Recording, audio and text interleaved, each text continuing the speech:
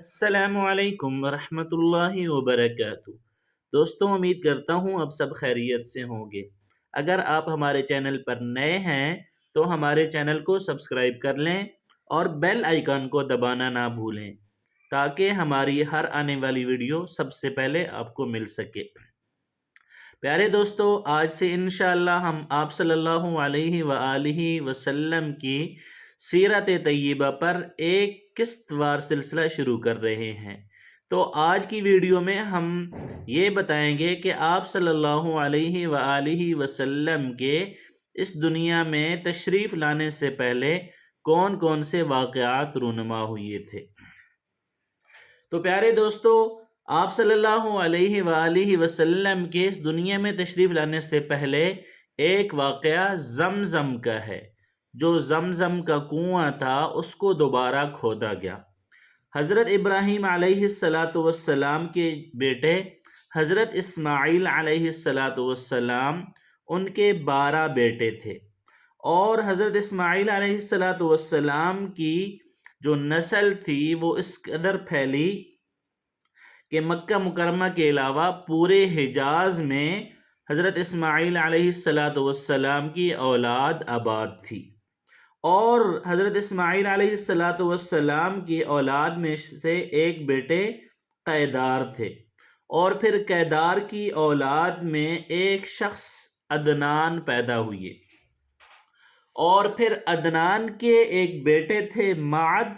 اور ان کے پوتے کا نام تھا نزار، اور پھر نزار کے آگے 4 بیٹے تھے، ان میں سے ایک کا نام تھا مزر، اور پھر مزر کی نسل سے آگے قریش بن مالک پیدا ہوئے، اور پھر قریش بن مالک کو لوگ فہر بن مالک بھی کہتے تھے، اور پھر قریش کی بہت زیادہ اولاد ہوئی، اور ان کی جو اولاد تھی وہ مختلف قبیلوں میں تقسیم ہو گئی، اور پھر قریش کی اولاد میں سے ایک آدمی تھے قصی، وہ اقتدار کے مالک ہوئے، ان کو اقتدار ملا، اور پھر قصی کے آگے 3 بیٹے پیدا ہوئے،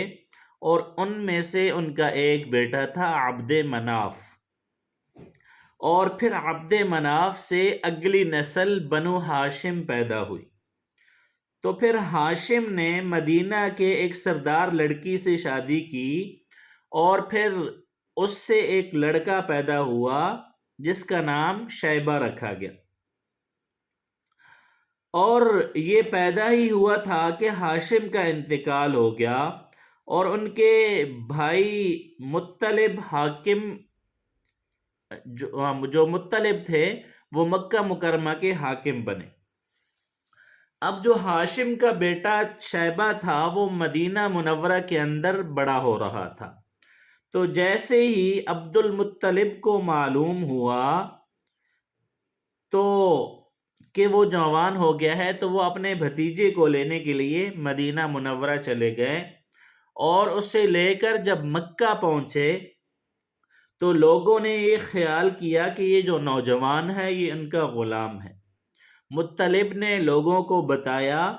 کہ یہ میرا غلام نہیں ہے بلکہ میرے بھائی ہاشم کا بیٹا ہے، اور یہ میرا بھتیجا ہے، لیکن اس کے باوجود لوگوں نے اس جوان کو مطلب کا غلام کہنا شروع کر دیا،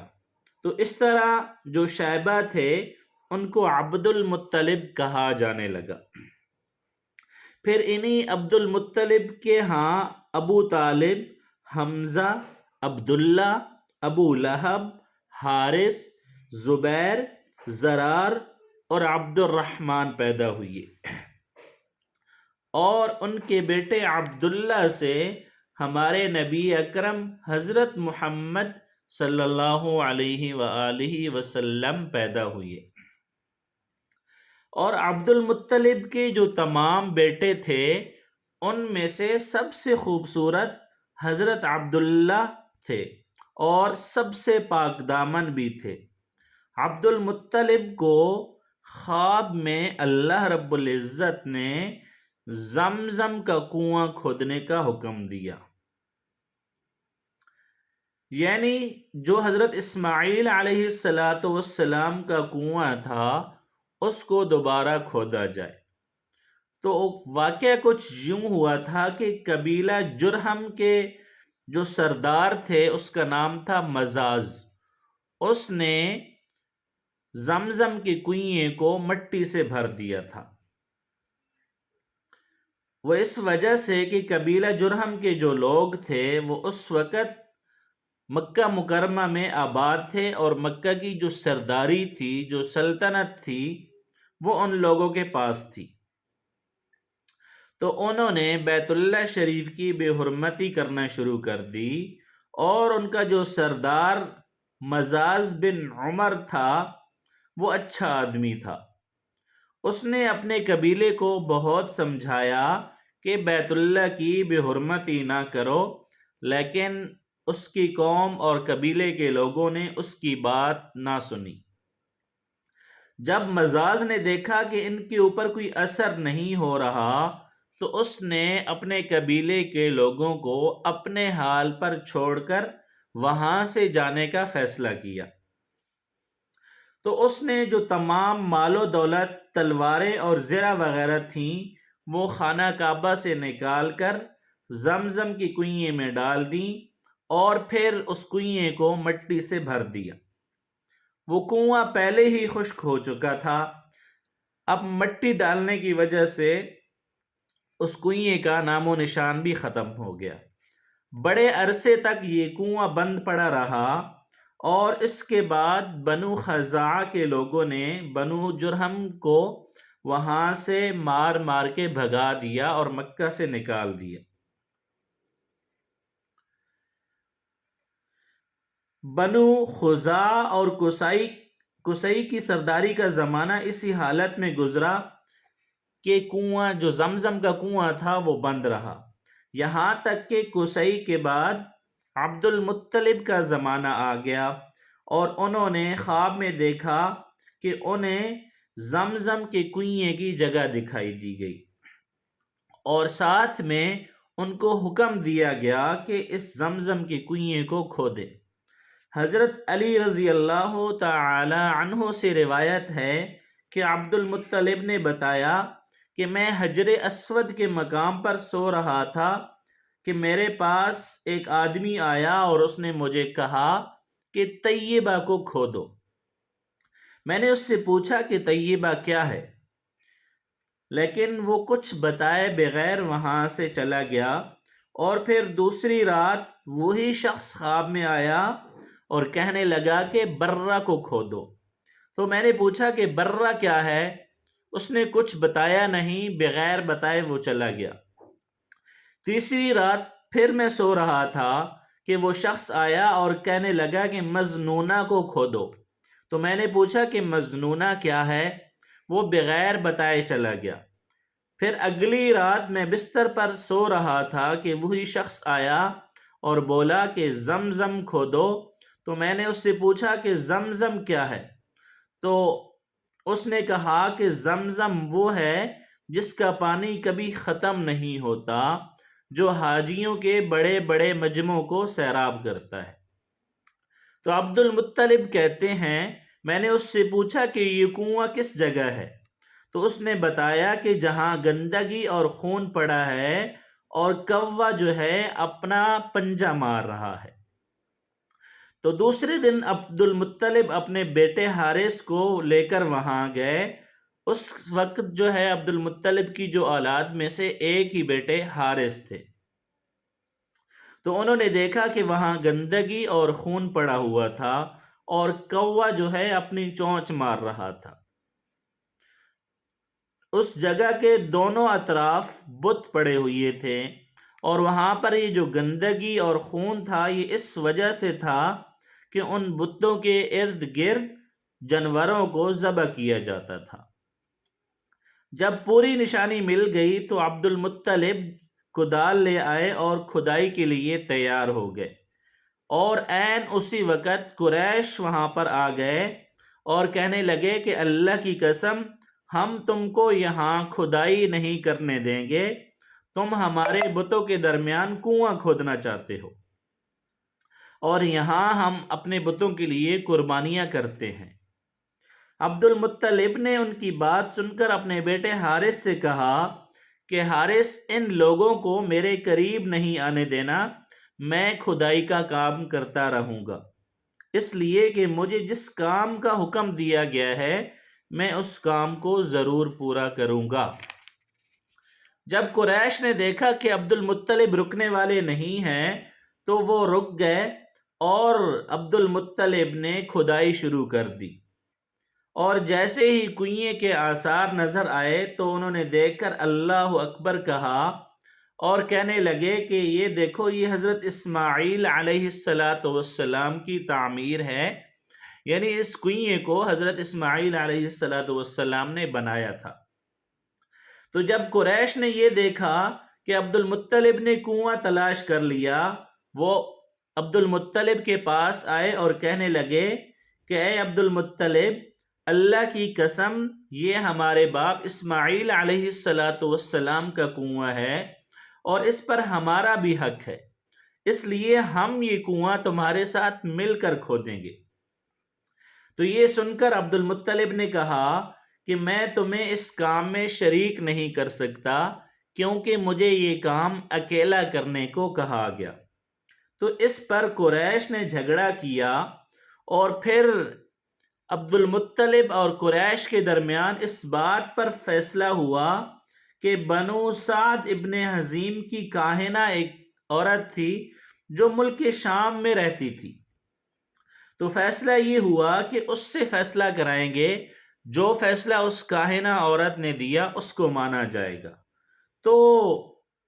قریش اور عبد المطلب وہاں سے چل پڑے اور رستے میں حجاز اور شام کے درمیان ایک جنگل میں انہوں نے قیام کیا اور ان کو پیاس لگی، اور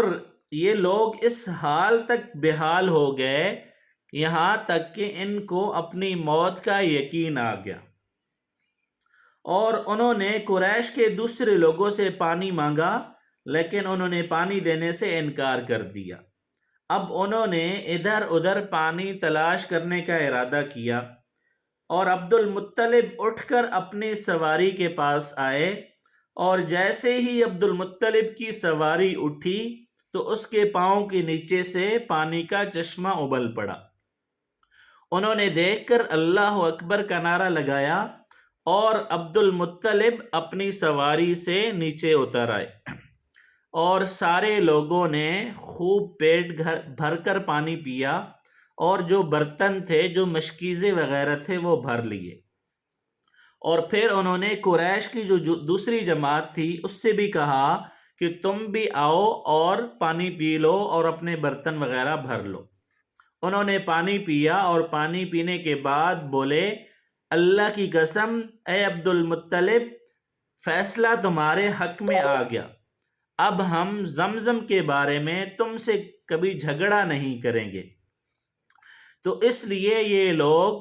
اسی جنگل سے واپس آ گئے اور عبد المطلب کو کنواں کھودنے کی اجازت دے دی۔ اب جیسے ہی عبد المطلب نے کنویں کو کھودنا شروع کیا تو تھوڑی سی اور کھدائی کی تھی کہ مال و دولت اور تلواریں اور زریں نکل آئیں، اور اس کے اندر سونا چاندی اور دیگر چیزیں بھی تھیں۔ جب قریش نے یہ دیکھا تو قریش کے دلوں میں لالچ پیدا ہو گئی اور کہنے لگے کہ اے عبد المطلب، اس میں ہمارا بھی حصہ ہے۔ تو عبد المطلب نے ان کی بات سن کر کہا کہ اس میں تمہارا حصہ نہیں ہے، البتہ میں تمہارے درمیان انصاف کا طریقہ اختیار کرتا ہوں، اور ہم ایسے کرتے ہیں کہ تیروں کے ذریعے سے قراندازی کر لیتے ہیں۔ تو قریش نے کہا کہ ٹھیک ہے، ہمیں منظور ہے، آپ تیروں کے ذریعے سے قراندازی کریں۔ تو ایسا کیا گیا کہ 2 تیر کعبہ کے نام پہ رکھے گئے اور 2 تیر عبد المطلب کے نام پر رکھے گئے اور 2 تیر قریش کے نام پر رکھے گئے۔ تو جب قراندازی کی گئی تو جو مال و دولت تھا وہ کعبے کے نام پر نکلی، اور تلواریں اور زریں جو ہیں وہ عبد المطلب کے نام کے اوپر نکل آئیں، اور جو قریش تھے ان کے نام پر کوئی چیز بھی نہیں نکلی، اور اس طرح فیصلہ ہو گیا۔ تو عبد المطلب نے کعبے کے دروازے کو سونے سے سجا دیا، اور عبد المطلب نے جب زمزم کی کھدائی شروع کی تھی تو دعا مانگی تھی کہ اے اللہ، اس زمزم کی کنویں کو کھودنا میرے لیے آسان کر دے، اور اگر یہ میرے لیے آسان ہو گیا تو میں اپنا ایک بیٹا اللہ کے راستے میں ذبح کروں گا۔ تو یوں زمزم کا کنواں جو ہے وہ مکمل ہو گیا، اور عبد المطلب نے زمزم کے کنویں کو کھودا، اور پھر اس کے بعد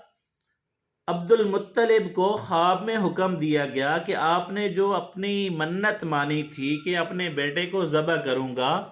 تو اس بیٹے کو ذبح کرے۔